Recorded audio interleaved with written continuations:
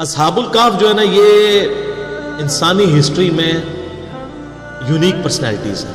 پیغمبر بھی نہیں تھے، پیغمبر کے اصحاب بھی نہیں تھے، اور پیغمبر کے تابعین بھی شاید نہ ہوں، تبع تابعین میں سے حضرت عیسیٰ علیہ نبینا علیہ الصلوۃ والسلام کے.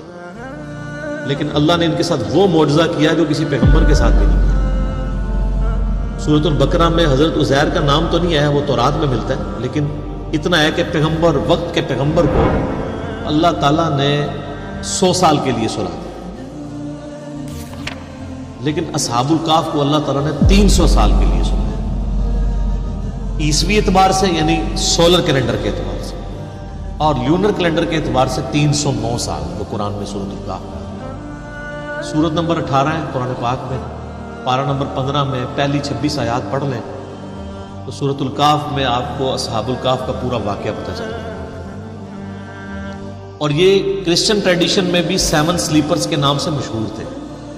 7 یعنی اللہ کے نیک بندے سونے والے، اور 8واں ان کا کتا تھا. کرسچنز بھی ان کو اولیاء اللہ کے طور پر مانتے تھے. یہ سمجھ لیں حضرت عیسیٰ کے تبع تابعین میں سے.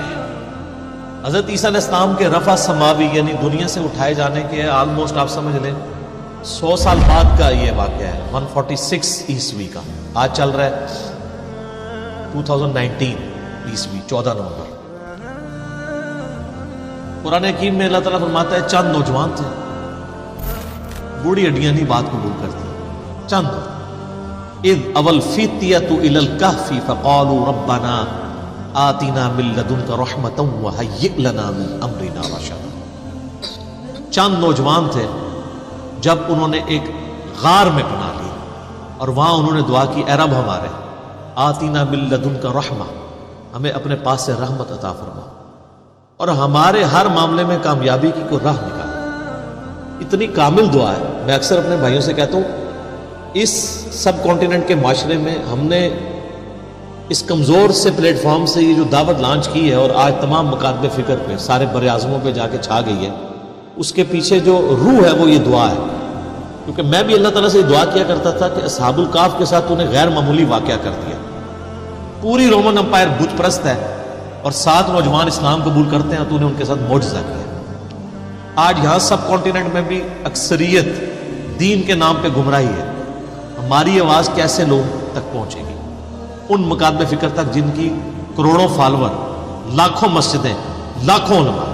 اس کے پیچھے یہ راز ہے کہ میں دعاؤں میں، اپنی تشہد کی دعاؤں میں، عام دعاؤں میں یہ دعا آپ دیکھتے ہیں ہر درس قرآن سے پہلے میں پڑھتا ہوں ربنا آتنا من لدنک رحمہ وہیئ لنا من امرنا رشدا. اس کے علاوہ بھی حضرت یونس علیہ السلام کی دعا لا الہ الا انت سبحانک انی کنت من الظالمین، اور دعائیں. تو یہ اصحاب الکہف چند نوجوان تھے، توحید کی دعوت انہوں نے قبول کی. بادشاہ کے دربار میں کھڑے ہو کے انہوں نے اعلان کیا کہ ہم تیری عبادت نہیں کریں گے، کیونکہ رومن امپائر میں اس وقت بت پرستی تھی، اور اس ایمپرر کو خدا مانا جاتا تھا. انہوں نے کہا تو بھی ہماری طرح کا انسان ہے، اپنے آپ کو نیند سے، کھانے پینے سے آزاد نہیں کر سکتے، ہم تیری عبادت کیوں کریں؟ ہم اس رب کی بات کریں گے جس نے زمین و آسمان کو پیدا کیا. پرسیکیوشن شروع ہوگی. اچھا ہے یہ ایلیٹ کلاس سے تھے،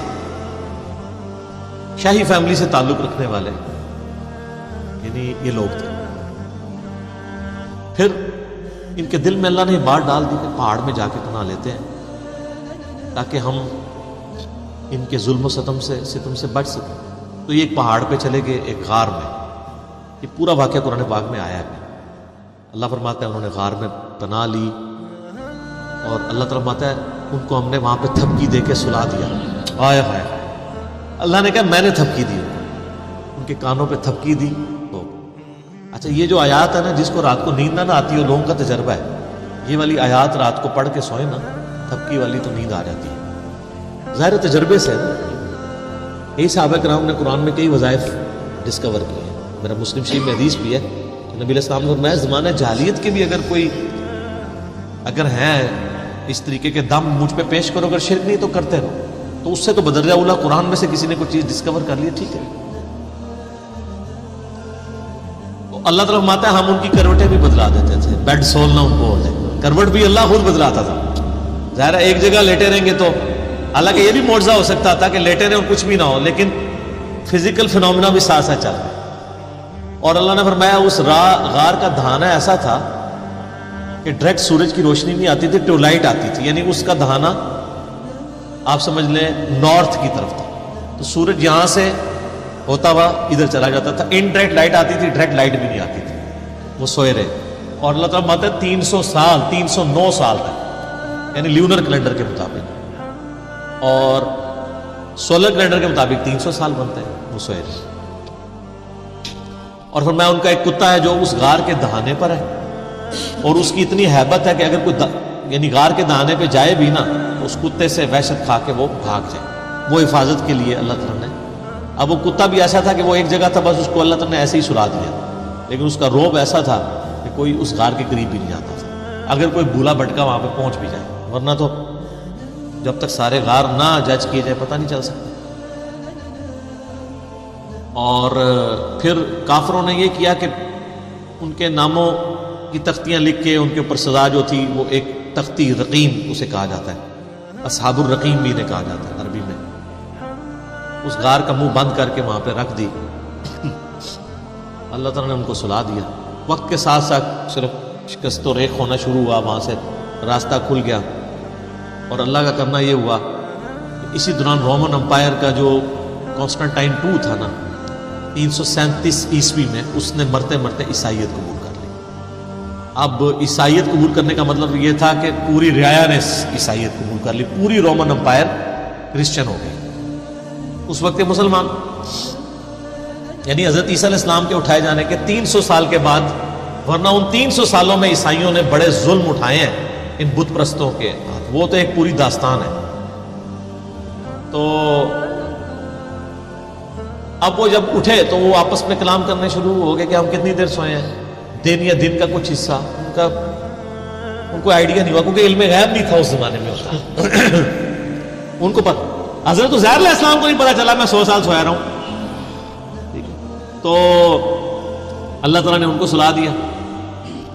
اب